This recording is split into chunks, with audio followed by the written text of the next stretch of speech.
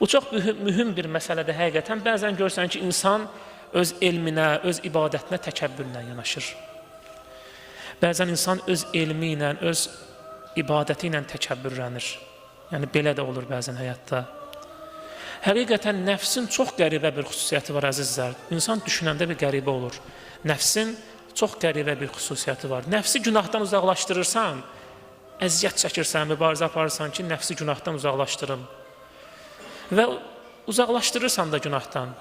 Və sonra gəlir səni ibadətlə yoldan çıxarır. Görür ki, səni günahla yoldan çıxara bilmir, başlayır səni ibadətlə yoldan çıxartmağa. Ona görə də Allahın əziz bəndələri, övliyalar deyirdilər ki, ilahi, mənim aqibətimi bir xeyri xətm elə. Yəni, ilahi, aqibətimi xeyirli elə. Ola bilər ki, insan 40 il yaşayar. Ola bilər ki, insan 30 il yaşayar. 40 il, 50 il ibadət edər. Amma Allah eləməsin, sonda elə bir əməl edər ki, etdiyi əməldən bütün bu 40 ili, 30 ili məhv edər.